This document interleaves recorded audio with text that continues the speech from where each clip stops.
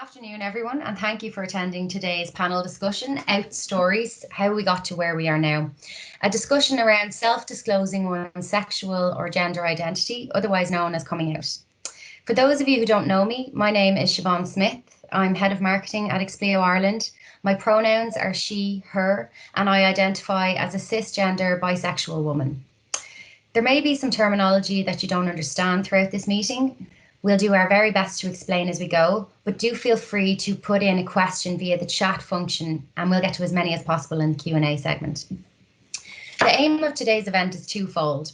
We want to offer inspiration and hope to people who may be struggling with their sexual or gender identity.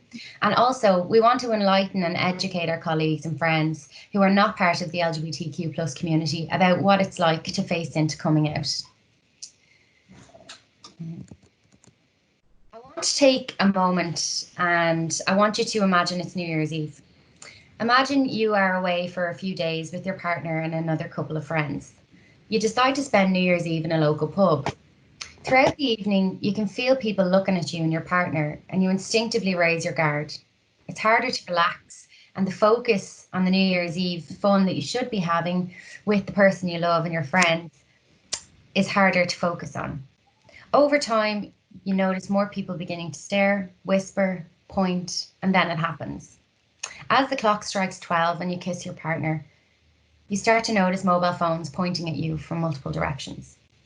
Now, I put this to my straight cisgendered allies. Has this ever happened to you? Well, this is quite common for people in the LGBTQ+ community, either an experience the exact same as this or something very similar. And we need to do better. We need to raise the next generations with more acceptance, understanding, and empathy. And so we share our stories such as these, and we keep our voices alive so as to educate broader society and to hopefully grow our allyship, because we can't do it alone. Through the art of storytelling like this, we can convey a message or ignite a fire within our audience. And that's what this panel discussion is about. I'm delighted to welcome an extraordinary panel of LGBTQ+ people to Expleo, albeit virtually, to discuss the idea of coming out in greater detail.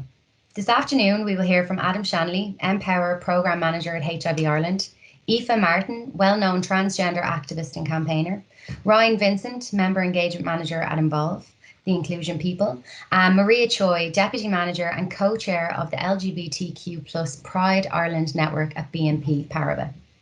Each of our esteemed guests is going to speak for 10 minutes about their journey, and we'll then have a Q&A where you will have the opportunity to ask questions via the chat function. I would like to remind you that this session is being recorded, so please ensure that you're on mute and your video is off.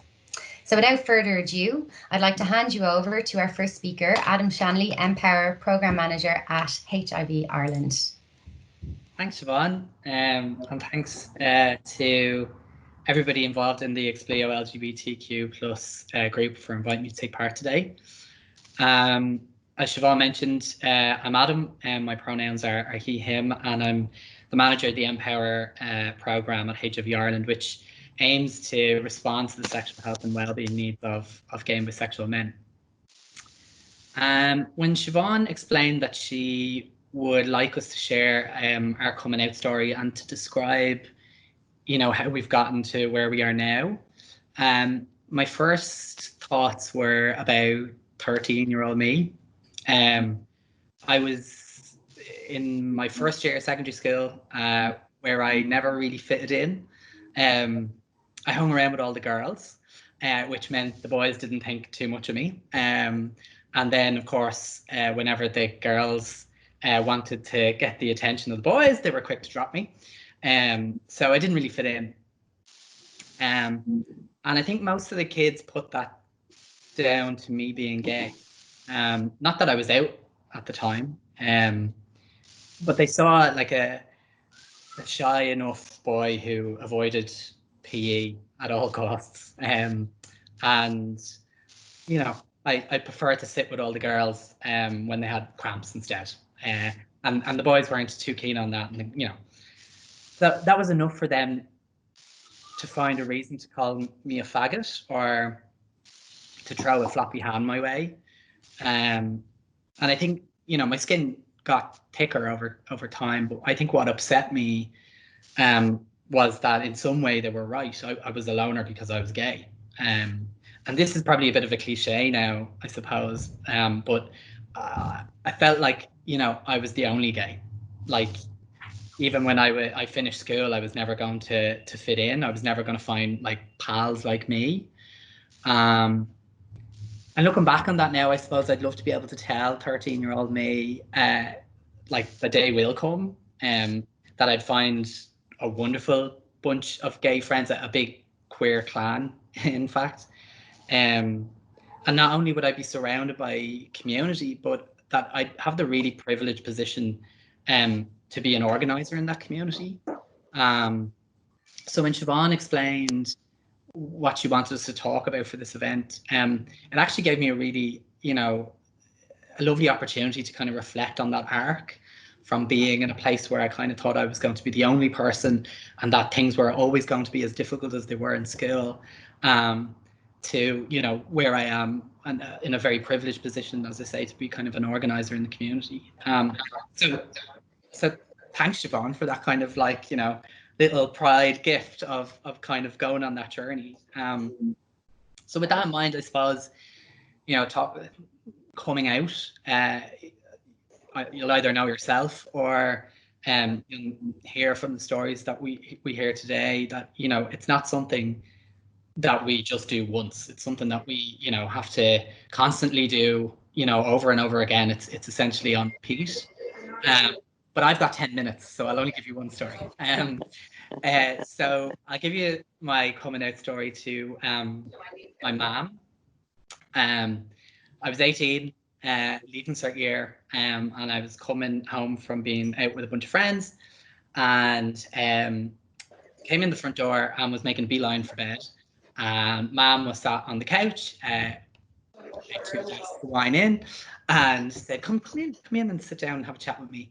So I sat down in beside her, and she said, you know, where were you? I was like, oh, well, just out with friends. She's like, oh, who are we with?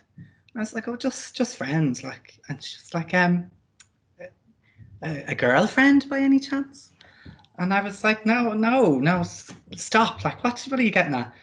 And she said, well, I mean, you never talk about girls. You never bring a girl home, you know. And I was like, oh yeah, well, it's fine, you know, trying my best to dismiss it. And she said, well, you know, like, are you seeing anyone? And at the time I was like, you know, 18, it was a 1-week relationship, very serious. But I was, so I was thinking, oh God, like in the back of my mind, at that point, I had kind of done much of the work on myself to, you know, be comfortable with coming out. But I was waiting for the right time, you know, and there's obviously never really a right time. But I knew kind of what she was getting at. So I kind of thought, right, okay, I think this is it. I think this is what's going to happen. So she said, you know, so you seen her? I said, yeah, well, yeah, as a matter of fact, I am seeing someone at the moment. And she was like, oh, great. And, you know, what, you know, will we bring her for dinner? And I was like, no. And she said, well, you know, what's her name? I was like, oh God, I'm actually getting nervous even saying this, recounting. I was like, okay, I took a deep breath and I was like, Michael. And there was like a silence. And then she was like, Michelle, lovely. I was like, no, ma'am, no, Michael. And she was like, oh, but Adam, Michael's a boy's name. And I was like, yeah, no, ma'am, I'm gay. And I mean, look, there were tears, and I think the tears were probably less about that and more about maybe the vision that she had for her son has now been changed, or, you know, that kind of thing. And I suppose as well, you know, maybe looking through the vision of how she saw gay men of her time, you know, particularly around, you know, the hate and the difficulty that has been put towards queer people, and also, you know, her living through a period of seeing the devastation of AIDS as well. So I think those things came to her, but she then you know, over time she's a brilliant ally now, and try and stop her from going to, you know, bingo in the George on Sunday night. But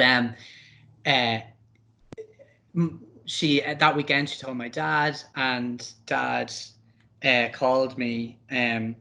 He gave me a call, and I picked up the phone, and I was petrified. And he said, your mother's told me your news.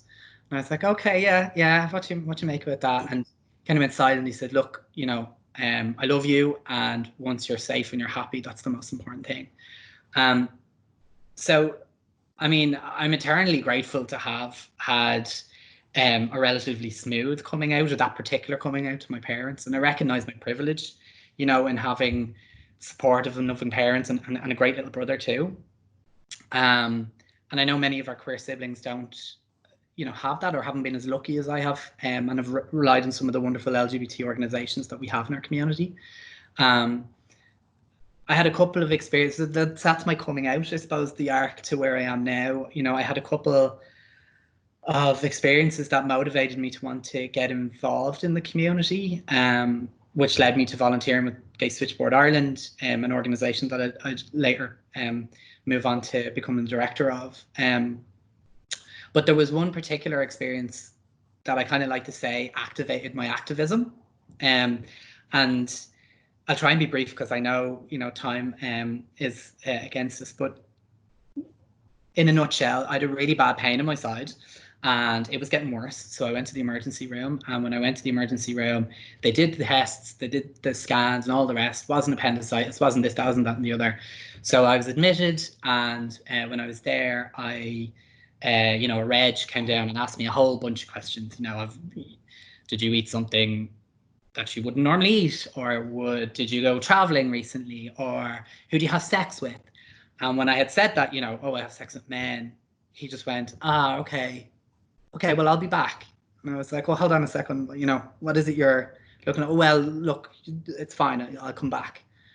So he went off, and the next morning I woke to a whole bunch of junior doctors stood at the end of this bed in a public ward that had those, paper thin blue shutters between each of the other 8 or 9 beds in the ward.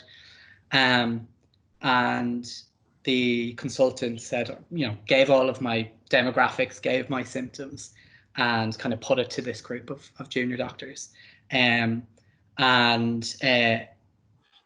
then one of them suggested, late stage HIV infection.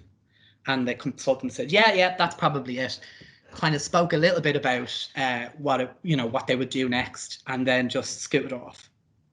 And I just remember sitting there being completely overwhelmed that they'd made a judgment, never really actually had any conversation about, with me about what, I knew, or what, have I been tested recently, which I had, all those, because of Switchboard particularly, I had the knowledge about transmission. I had the knowledge about testing and what puts you, what makes you vulnerable to acquiring HIV.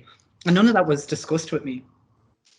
So I kicked up a fuss. I kicked up quite a fuss. And long story short, I've been kicking up that fuss ever since, because I suppose shortly after that, I recognized when I looked out into the community that really kind of after the antiretroviral drugs came along that made people live longer, and now, can stop HIV from, if you're on effective treatment, you can't pass on HIV to others.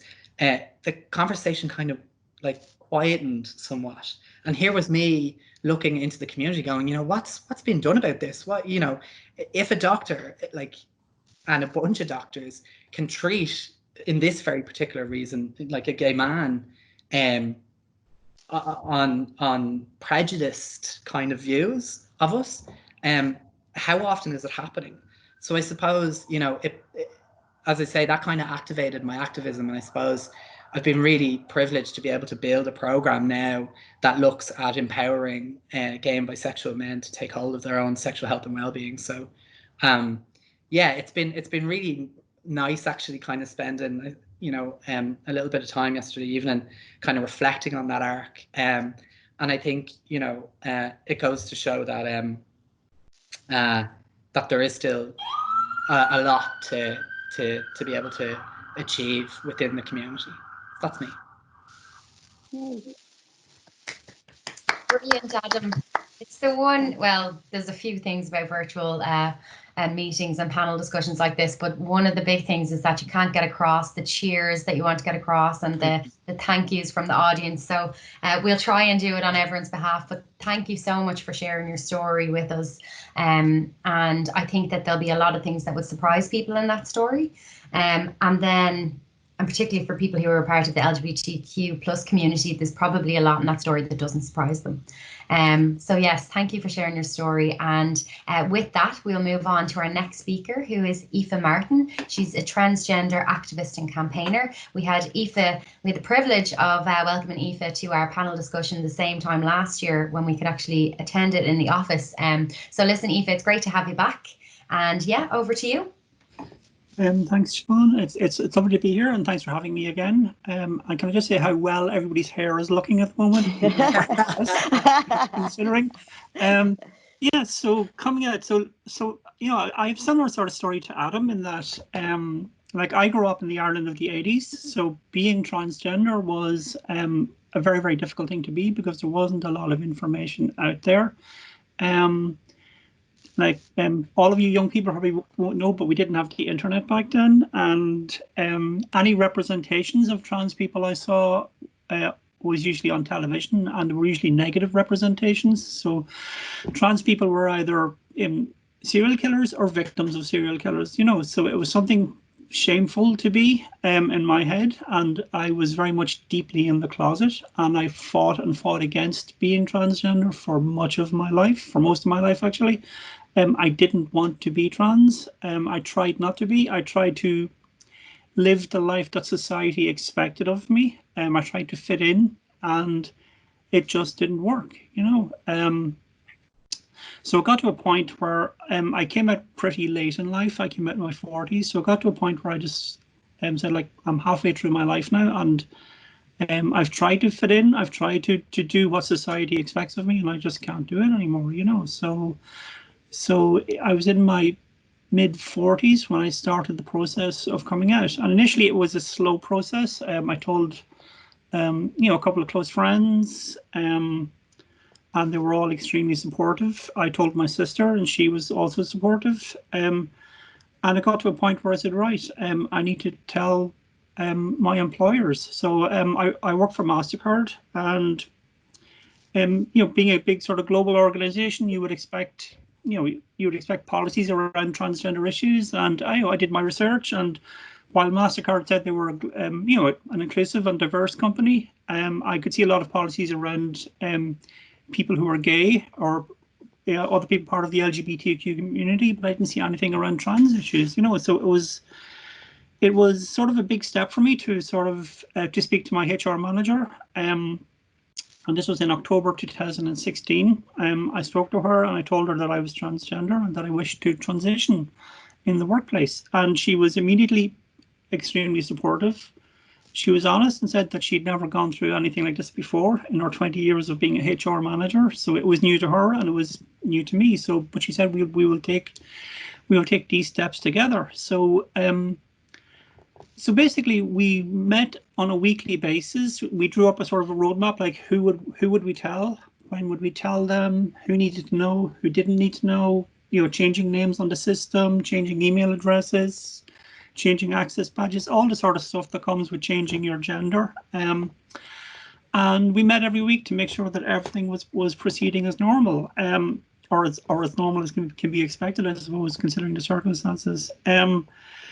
So we then decided, like, well, who do we tell? So I was determined to tell people, you know, certainly close colleagues. Also, was going to tell my manager and people who were on my team. But outside of that, we decided not to bother telling people because it's really none of their business. I mean, if somebody comes out as gay at work, you don't go around announcing it to the entire office. So why would you announce to the entire office that somebody's coming out as transgender? So I told colleagues, and I made the because I don't like making things easy for myself, I told everybody face to face. So that was coming out on an individual basis, one to one, which was very, very stressful. I mean, everybody reacted in a very, very positive way and were very supportive, but it was still a very, very stressful thing to have to do. But it went well, you know. So it was then determined that this was in October 2016. So it was determined that we sort of put a date in that I would come back to the office after January, after the Christmas holidays, as Aoife. So sort of new year, new me, you know, just taking that to the utmost extreme, I suppose. And yeah, so on, I think it was January the 5th, I came back to the office as Aoife. Obviously, it was quite nerve-wracking, so I got into the office very, very early. I sat behind my monitor and I just sort of hoped nobody would notice me there. You know, a few people came over to wish me well, and who knew that this was happening, and to say just best of luck. And a friend of mine said, well, I hope you sort of have a weirdly normal day. And I said, well, weirdly normal would be just fine with me, you know. And so the day went on, and I went off for lunch with a couple of colleagues, and came back, and there was a big bunch of flowers on the desk waiting for me. And I says, you know, welcome back to work. Acceptance matters to us here at MasterCard, you know. So that was something that my HR manager had arranged. It was just, you know, it's not company policy. It was just something that she decided would be a nice thing, and it really made me feel accepted, I suppose, and welcome, you know. So it was a really, really positive thing to do. I tweeted a picture of the flowers, and the tweet went viral, and we were interviewed by News Talk and the Irish Independent and various other organisations. And since then, I've been sort of speaking out about trans issues and speaking out about trans healthcare in this country, and speaking and you know, talking on panels like this. And I've done several interviews. I've written a number of articles, because I think trans issues are sort of at the forefront at the moment. There's a lot of media attention around them, and there's a lot of negativity out there. Certainly in the UK and the US, in Hungary, in Poland as well. Whereas Ireland, of all places, are probably one of the better countries to be trans in, which is quite unusual, I think. But like Adam, it's a constant process. I don't think we ever stop coming out. Like anytime I go, you know, anytime I go to donate blood, I have to come out as transgender, because they ask me, well, what medication are you on? And you say, well, I'm on HRT, and I'm on blockers and blah blah blah. And oh, why are you on those? And you know, you have to explain your transgender status, you know. And it's a constant process, and sometimes it's fine, and other times it's just exhausting, because you just go, well, you know, it's really nobody's business, you know, and why can't we just live our lives and just be who we are without this constant process of having to come out to complete strangers, you know. But I do recognize also that I'm a very visible trans person, because I didn't have that representation growing up. I want to make sure that younger trans people and trans kids and people who are still in the closet see a positive trans role model out there. Somebody just living her life, you know, working away, that, and just being a positive force, I think. And I think that's very, very important, because there is already a lot of negativity out there. It is very, very difficult for trans kids. And even with all the support in the world, it's a difficult journey. And I wouldn't wish that on anybody, but I think it's important that they do see that it is also a positive thing as well, that there are trans people out there who are visible, who are living their lives, and who are happy. So yeah, so that's my story.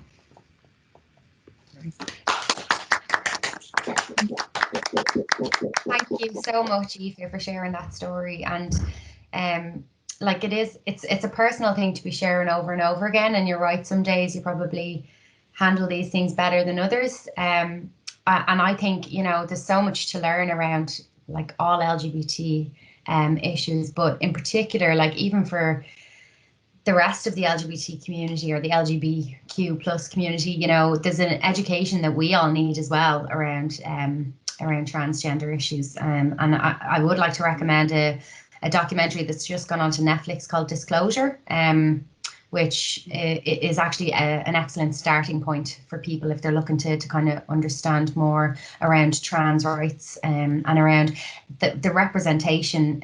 It was quite shocking. I don't know if you've probably seen it, but you know, even things like Ace Ventura, like that was my favorite movie as a child growing up. I look back on it now and it's awful, like really, really awful. So yeah, I would recommend Disclosure. on Netflix for anyone who'd like to maybe use that as their starting point. And thank you once again, Aoife, for coming on and sharing your story. Really, really appreciate it. Siobhan, sorry, just one quick thing here. I just wanted to say, I knew Aoife we used to work together. We used to sit next to each other. So I obviously knew Aoife pre and post transition, and I just think absolutely, I'm just so absolutely thrilled at how things are going for you. I'm just absolutely astonished. I think this is absolutely fabulous, and just keep going. Keep going. That's amazing. I can't see your name. Thank you so much. Elaine. Elaine, thank you so much, Elaine. That's very kind.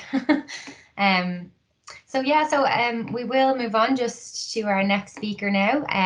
So I'd like to introduce Ryan Vincent, who is Member Engagement Manager at Involve the Inclusion People. Over to you, Ryan. Thanks, Siobhan. I just also want to say thank you really quickly to Aoife and Adam for sharing your stories. I think one thing that I was going to kind of start off by saying was that my coming out journey was pretty unusual, but I think something that I'm kind of continuing to learn is that there is no kind of normal coming out journey.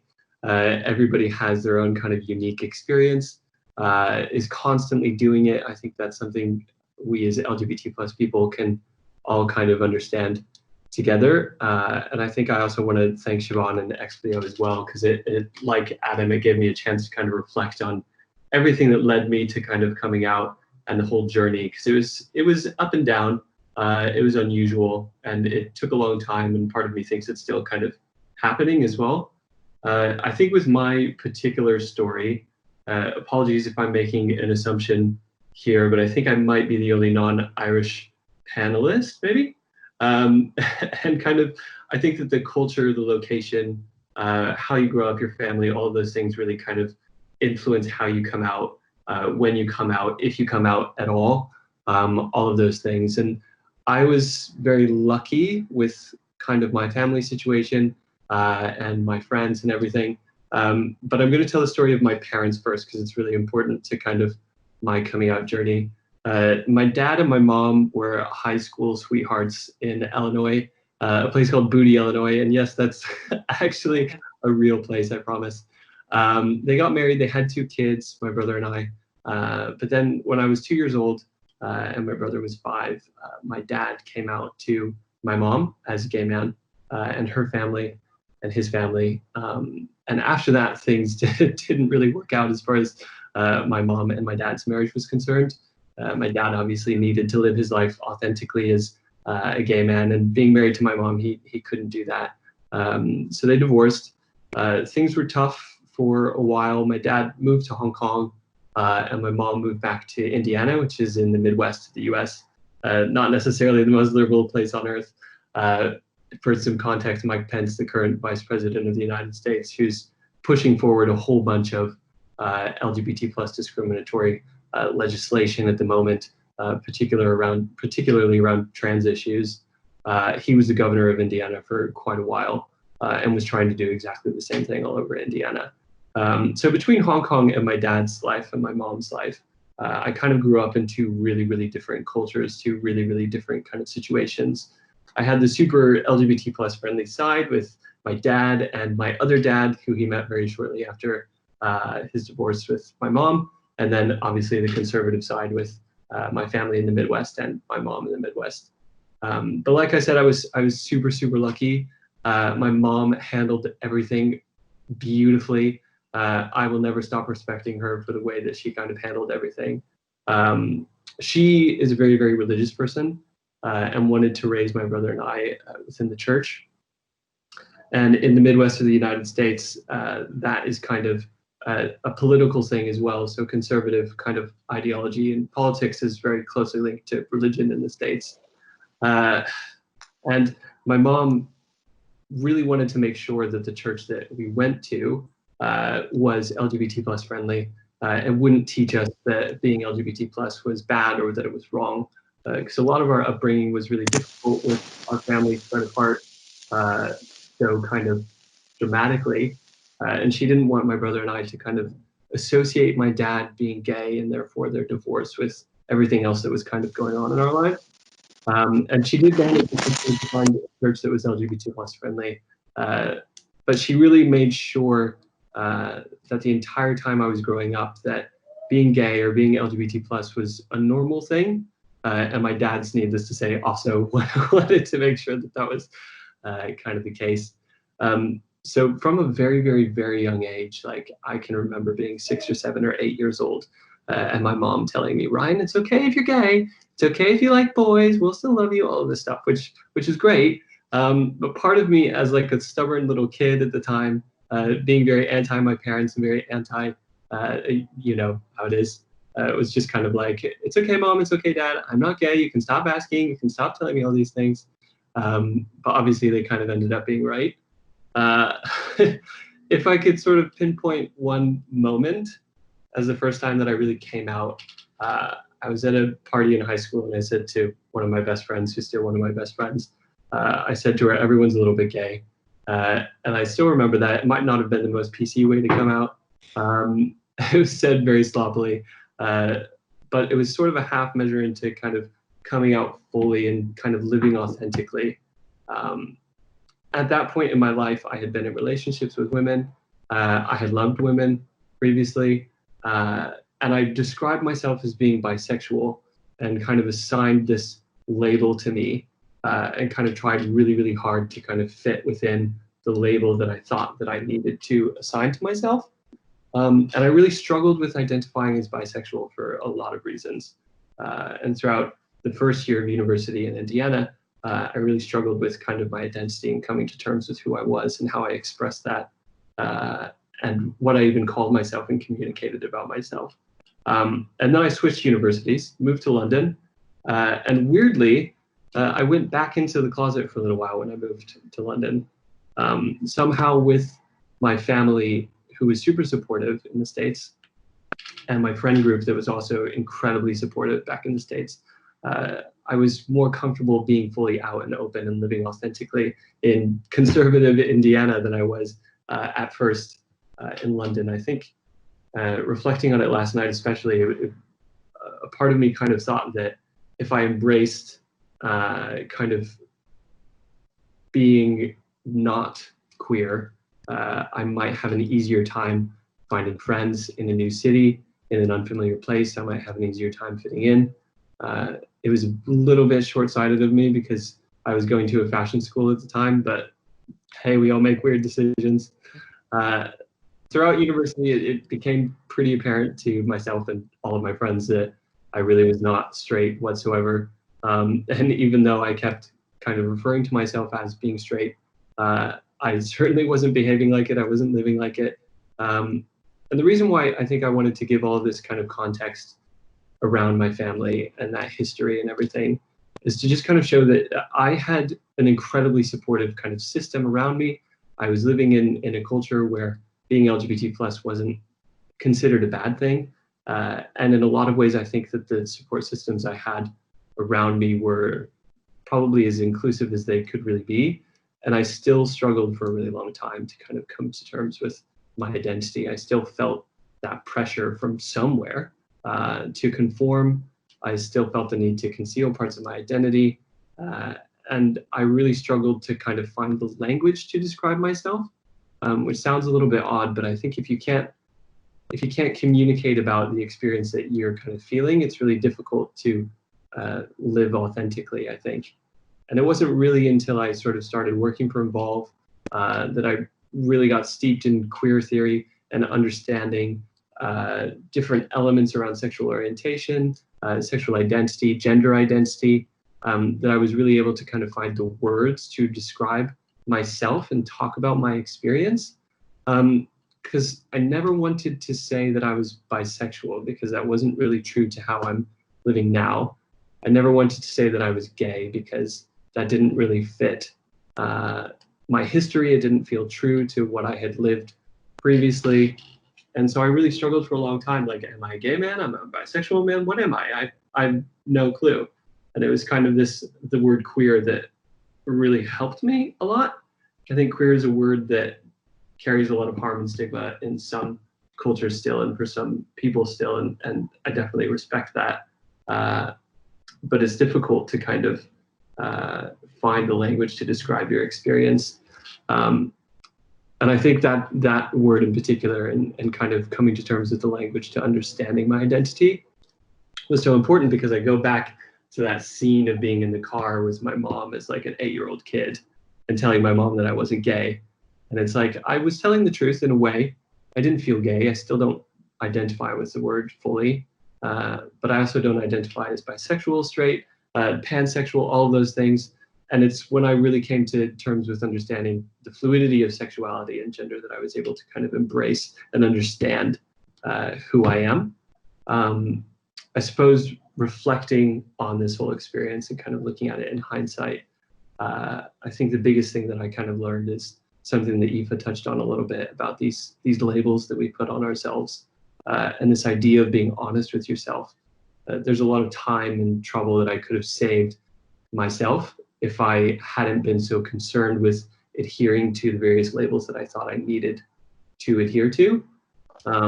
When really we should just be kind of free to explore and experiment with gender, sexuality, and do what makes us happy, I think is the key thing, rather than what labels kind of dictate for us. I think something else that I think about quite frequently when I think about my coming out journey is how privileged it was. I generally refer to myself, when I'm talking about my privilege within the queer community, I generally speak about myself as being a white cisgender gay man, because of how others kind of experience or perceive me generally fits within that mold.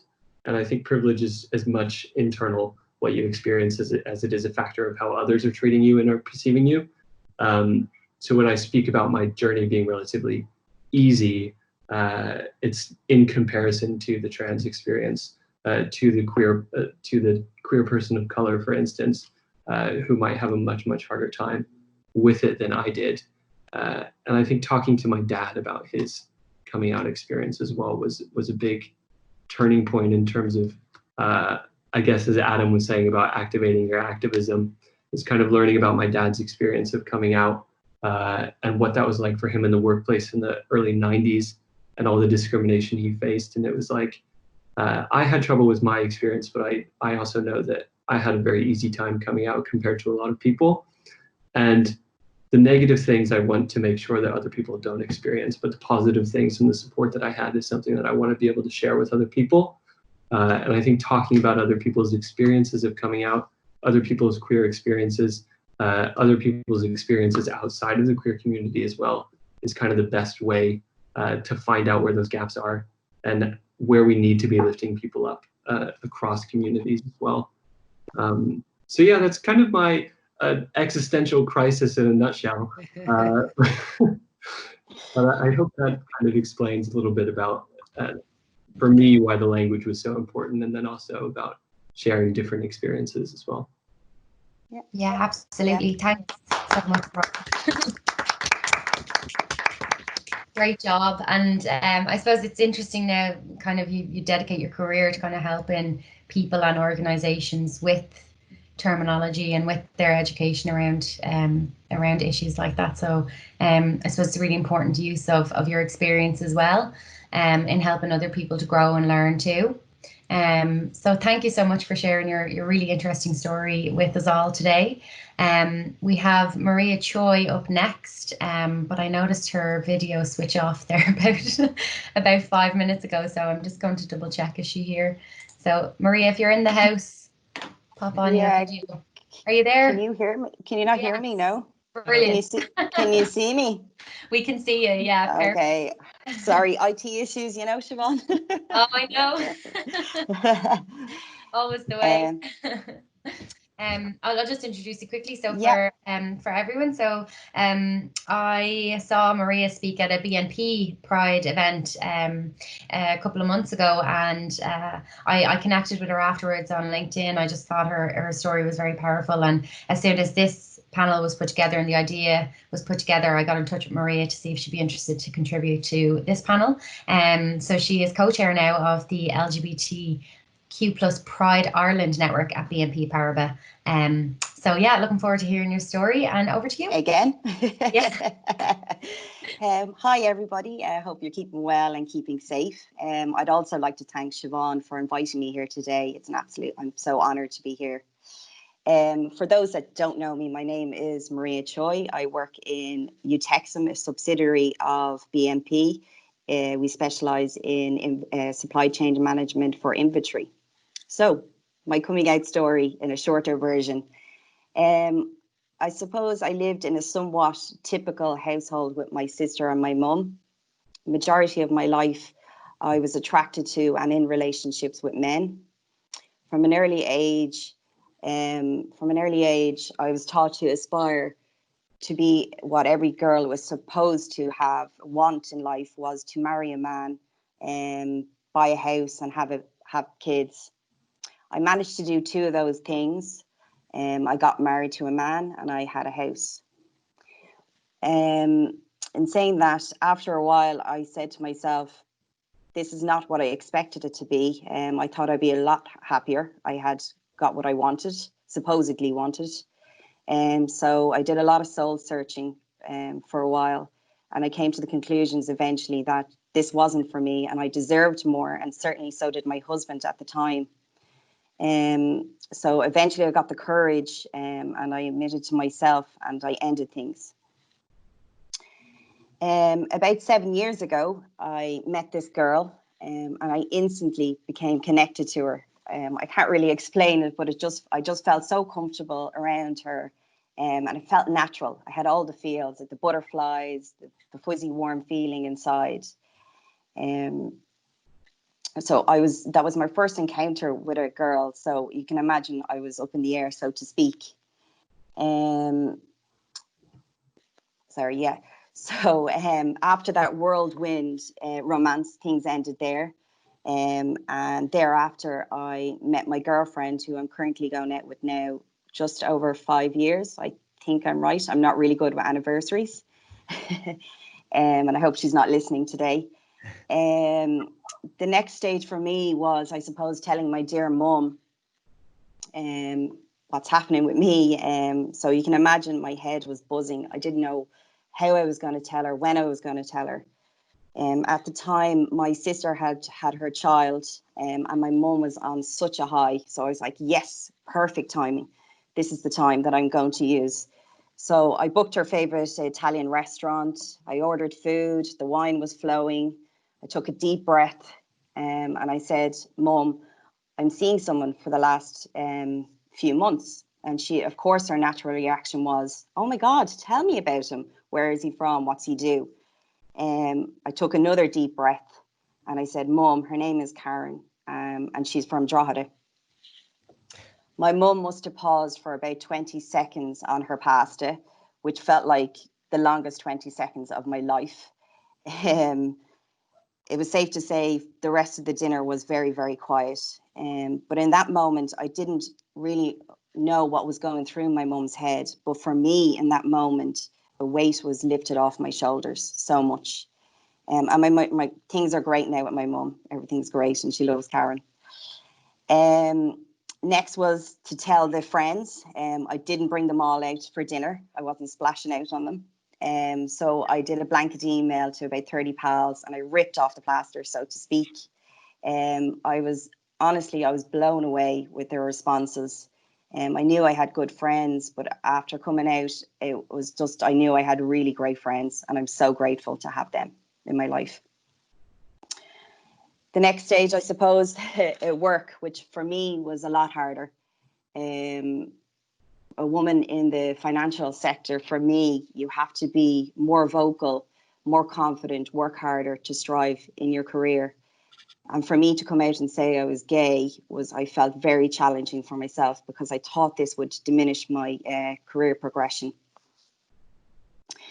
My previous employer was Citibank, so everybody knew me as being married and separated, and they knew me as being straight. At the same time, I began to see my girlfriend. So as I said, they knew that I was straight. So I began to just say, introducing as my partner instead of my girlfriend a lot. So I use that term quite a lot. Thereafter that, I joined BNP, which I said to myself, right, I'm going to use this opportunity to be my true self. No one knows me here, so go on, Maria, go for it. So after a time, then I just obviously started to say my girlfriend instead of my partner. I noticed a lot of people thought that I was straight and didn't realize I was gay, but I was welcomed with nothing but kindness. With that, I started to think about people in my environment. Were they struggling, or did they feel that BNP was a safe place to come out? So just a year ago, would you believe, myself and 2 colleagues set up a BNP Pride network. And for us, this was not a marketing strategy at all. This was something that we felt so passionate about, that we could create a safe place for LGBTQ issues. And to this date now, we have over 12 dedicated committees on the committee, and with over 180 allies. And I'm so proud to be part of that. For me now, I think I've become more confident and comfortable talking about my sexuality. And I feel this stems from actually joining that network and knowing that I can have a safe place to come out in.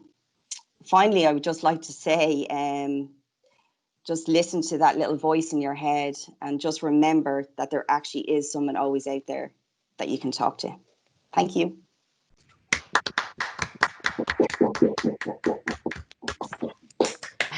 Brilliant. Thanks. Thank you so much, Maria, for sharing your story with everyone here today. And I think you make such a good point about, and Adam, you touched on it as well, about your tribe, nearly, like having your people, having that visibility.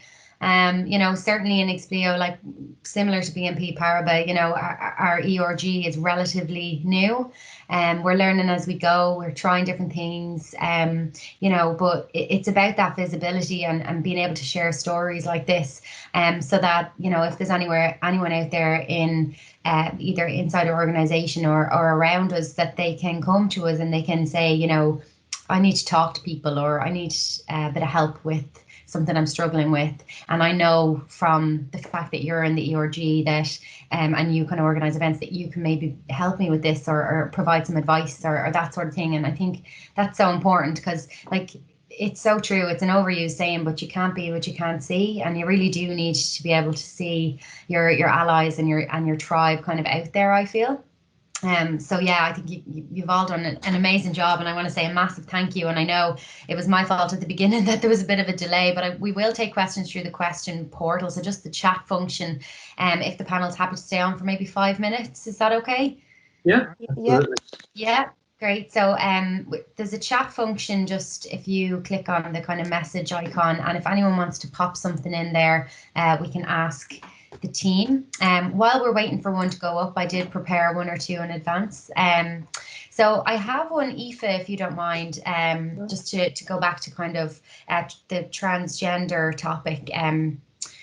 I just wanted to ask, so there was research carried out by Glen and Trinity College a couple of years ago, and it found that actually Ireland has made more progress in relation to homophobia than it has with transphobia or biphobia. And I was just wondering, is this something that you feel is very apparent in our society? And also, what can we do within the Irish community, both within LGBT community and the ally community, to kind of help with this and push it forward? Yeah, I mean, like, we're coming up to the 5th anniversary of the Gender Recognition Act here in Ireland, which was a very, very positive thing and put us to the forefront of transgender rights around the world. Like, we're one of the few countries that actually have such an act where transgender people can self-identify. But we don't currently have any hate crime legislation. I know it's in the programme for government, but we have yet to wait and see if it's going to be implemented or not. So.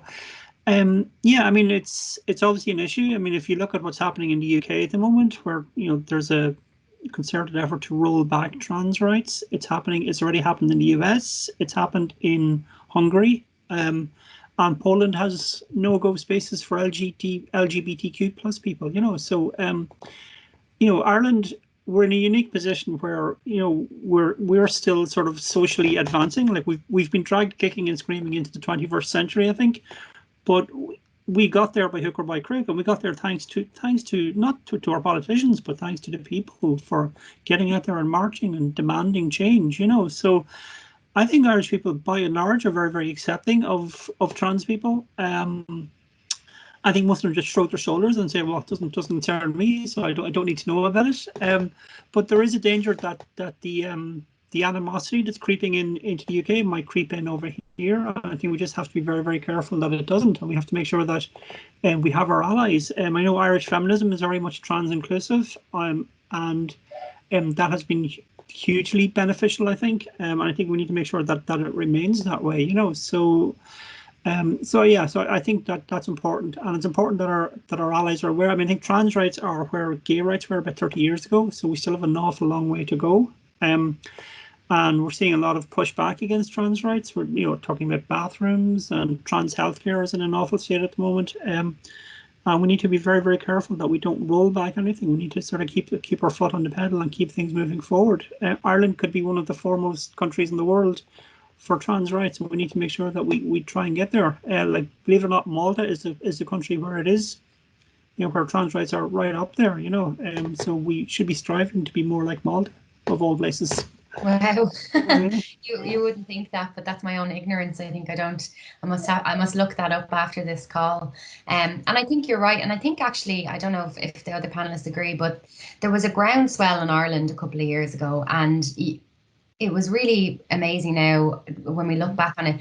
You know, so many young people have become politically engaged. So many young people identify what's wrong with Ireland and what needs to be corrected, and they're activists and they are campaigners and they're getting out there and they're getting their voices heard. Whereas I'm not sure if that existed 20 years prior. Like, I'm not sure there was the same engagement with such a massive amount of people of a certain generation politically before that. So I do think you're right, Aoife. Like, you know, if we can kind of garner that and channel it towards positive change, I think you're right. Ireland could really be like front leaders kind of in acceptance and for LGBTQ plus rights, definitely. So thank you. We do have Elaine Scott would like to ask a question. So Elaine, you're welcome to ask a question there. Hi guys, just a quick question actually. Ryan and Adam, you both mentioned the word queer. Now, are we politically allowed to say that word anymore, or is that used as a, you know, antiquarian old word that we don't want to use anymore? Is it still okay to use that word? Me as well, I'm not sure. I avoid, you know, it's not a word that I would use, but it's just with hearing you guys saying that, I was kind of thinking, is it a safe word to use, or should we try and move away from using that word? Is it antiquarian? I don't know. Good question. Yeah. I don't know your thoughts. For me, I think queer is one of those words that's being reclaimed. And when we talk about kind of language being reclaimed, queer definitely was a slur. It definitely was used in a discriminatory way. And this process of kind of reclaiming language can be really empowering for the community. So I think in terms of using queer as a word, I think for people to call other people queer, I think that's still something that sits within the LGBT plus community itself. When we talk about the queer experience, and especially in academia in the States, I know that queer theory, queering the system, phrases like that are really, really common in terms of kind of an alternative to saying LGBT plus. I don't think that has kind of evolved, the language has quite evolved in the same way. On this side of the Atlantic, I think queer remains kind of within the community. So in terms of people outside of the community calling people queer, I think it's generally speaking probably still a no-no. But within the community, I think it's a powerful word to kind of use to describe an experience of being LGBT plus. So that's sort of what I think about the word. I don't know what your thoughts were, Adam. Yeah, no, I definitely agree with you on on the importance, I suppose, of the reclamation of that word, and that you know it holds a great power for people to be able to turn it on its head and use it to empower themselves. I know that, you know, again, like you said, like I know that there's a lot of particularly older LGBT people that still, you know, there's still a lot of hurt attached to that word, so it may not be as easy to reclaim it.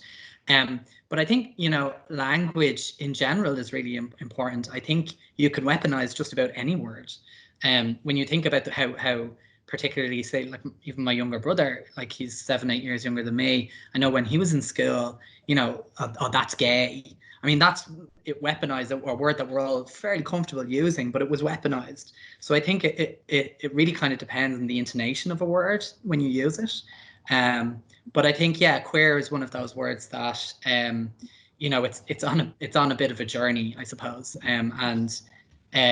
I think it can be an empowering word for some that have felt comfortable to reclaim it, but it can also still hold a lot of hurt for others. Brilliant. I hope that answers your question, Elaine. I can't see any. Good.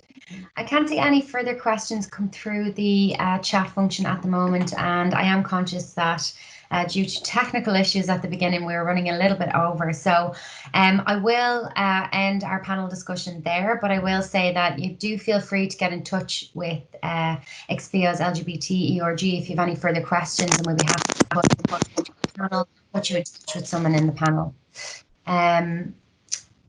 Sorry, I'm just getting a note here saying there was Ian. Oh, sorry, Ian. We do have one question. Do you have time? Yeah. Okay. Sorry, Ian, I completely missed this. I was wondering if the panel is concerned about a shortfall in funding for the LGBTQ plus support groups as a result of COVID-19 and Pride being moved online, and if so, what can be done to combat it? So who would like to take that one? I guess I could speak from the perspective of kind of involve. I don't think we're necessarily a community support organization in the same sense of a lot of other organizations, because we work primarily with businesses and on the kind of corporate side of things. But certainly at the beginning of COVID-19, we really kind of suffered a hit in terms of D&I budgets being completely cut. Within corporates, for sure.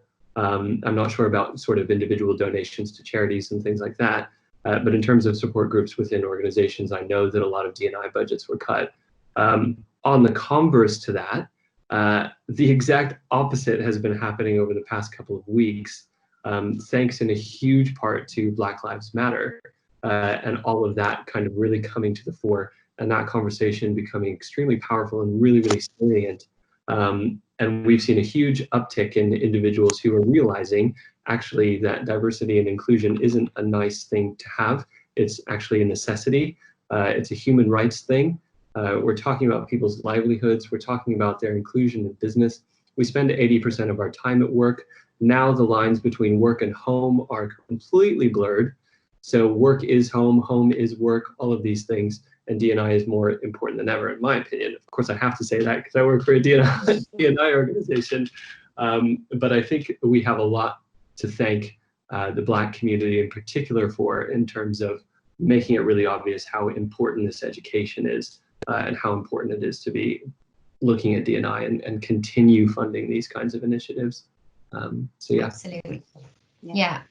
And I think, you know, over the last couple of years, they've come to the fore for a reason, you know, and I do think that going forward, it will be an expectation that all organisations have some form of D&I support and an ERG network. So, and should be an expectation of all people who are looking to go into an organisation, in my opinion. We will leave it there. I want to say a massive thank you to our guests for sharing stories that are really personal for the better education of the group that we have here today. Like I say, if anyone has any follow-up questions, you can follow up with myself, siobhan.smith@expleogroup.com, and I'm happy to put you in touch with any of the panelists. For now, just again, on behalf of everyone on this call, a big thank you to our panelists, and we hope that everyone managed to take at least one or two small things from this panel discussion that they can take with them going forward. Okay, thanks Thank you. everyone. Bye. Thank you. Thank you. Bye. Bye. Right.